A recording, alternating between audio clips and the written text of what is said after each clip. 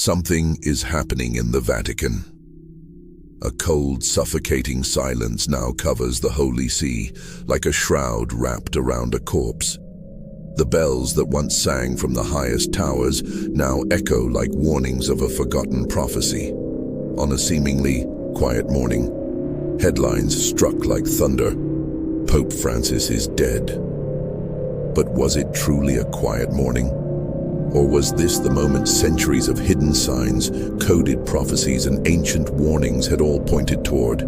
Because this was not just the death of a man. This was the death of a key, the death of a seal, the beginning of something far, far darker. Today, on Doom Theory, we unravel the real story, buried under lies, protected by ritual, and warned about by those who were silenced. We're diving into the mystery behind the death of the last pope and the ancient whisper that calls him the last shepherd. Stay with me, but be warned, once you see the truth, there is no turning back. Long before Francis ever set foot on the papal balcony, an obscure prophecy circulated through the secret halls of the church.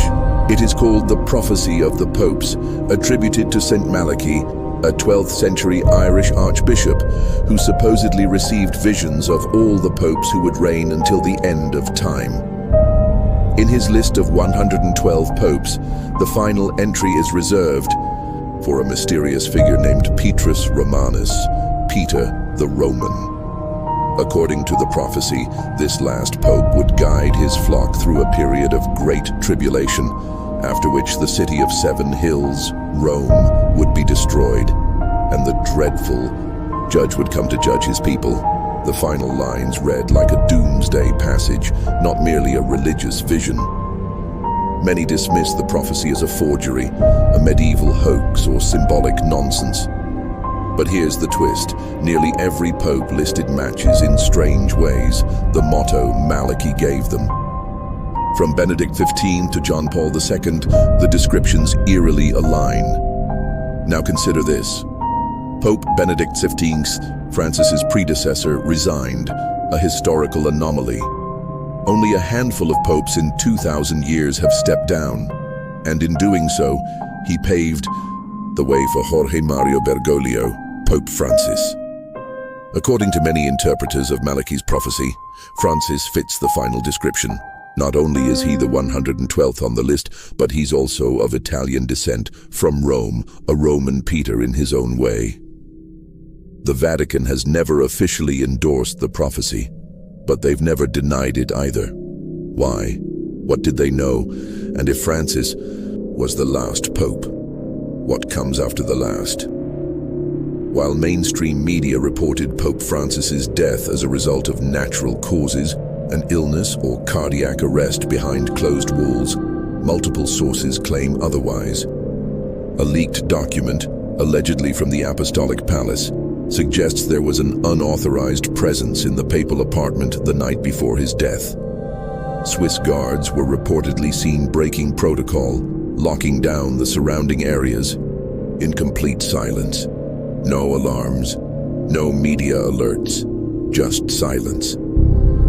Some insiders say Francis had become a danger to the old order within the Vatican. He was too progressive, too vocal about corruption, too willing to reveal the church's darkest secrets. He spoke openly about a shadow church operating within the hierarchy, one driven by power, wealth, and old bloodlines. It's no coincidence that just weeks before his death, he had scheduled a meeting titled Veritas Lux Mea, Truth is My Light, to publicly unveil archives about demonic possession and exorcism cases buried for centuries. That meeting never happened. The files were sealed, and Francis was found unresponsive. What if his death wasn't natural at all, but rather ritual? Eyewitnesses speak of strange incense in the air that night, and a black-cloaked figure leaving the side chapel around 3:33 a.m., a time often associated with mockery of the Holy Trinity in occult circles. One former Swiss guard has gone missing since that night. Another reportedly left a cryptic message on a burner phone. He knew. They stopped him. Why such secrecy, and who are they? To understand the magnitude of Pope Francis's death, we must look into the shadows of the Vatican, where whispers become commands and prayers become bargaining chips. For centuries, rumors have circulated about secret societies operating inside the church, the black nobility, the Jesuit council, and most ominously, the Luciferian Order of the Veil. These aren't fantasy. In 1972, Pope Paul VI famously said, "The smoke of Satan has entered the temple of God."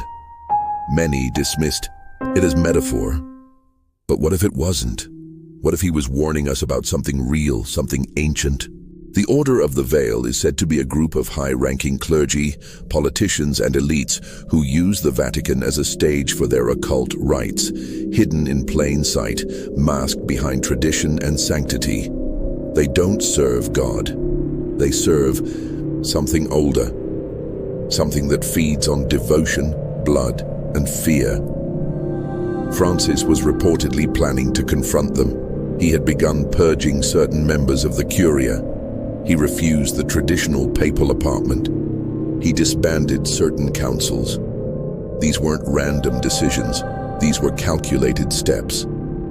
Then, whispers began of a book, Liber Daemonium Vaticana, an ancient manuscript said to expose the original pact between this hidden order and a force referred to only as the Enlightened Darkness.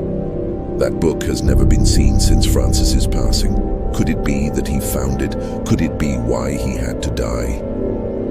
In the months leading up to Pope Francis's death, signs began to manifest around the world, signs that many now believe were warnings. Unusual solar eclipses aligned directly with the Vatican. Statues of saints reportedly wept blood in 3 separate countries. A lightning bolt struck St. Peter's Basilica, the same day Francis had an undisclosed medical emergency. Birds were seen flying in reverse over Rome. The number 112, the number of the final pope, began to appear repeatedly in papal documents, donation records, and even communion wafers during Mass. A photograph emerged showing a shadowy figure behind Francis as he prayed alone during Lent. Many believe it was the image of death, or worse, a watcher. Exorcists around the world claimed an increase in possessions, particularly among clergy. Francis himself admitted in one interview that he was being tormented by dreams of the throne in darkness. When asked what he meant, he simply smiled and said, "The church is not what it seems." Then, everything went quiet. The Vatican went dark. Literally. For 12 minutes, all external lights of the Holy See shut off. No explanation was ever given. No one accepted responsibility. And after that, the Pope was never seen again. What if these weren't just coincidences? What if they were harbingers? Since the death of Pope Francis, the Vatican has entered a vacuum. No new pope has been elected. The conclave has been indefinitely postponed. High-ranking cardinals refuse interviews. The apostolic penitentiary, responsible for the Church's most secret sins, has gone silent. Some claim a false pope has been appointed behind closed doors. Others believe the papal throne now belongs to no one, marking the beginning of the prophesied Great Silence, an era when the Church has no voice and the world plunges into darkness. Curiously, multiple ancient religious sites have been vandalized or destroyed, sacred texts stolen, monasteries burned. It's as if someone, or something, is wiping out knowledge, removing clues, preparing for an arrival. And then there's the dream shared by 3 different monks across the globe. A figure in white, standing alone before a broken cross, weeping black tears. All 3 monks described the same vision independently, unaware of one another.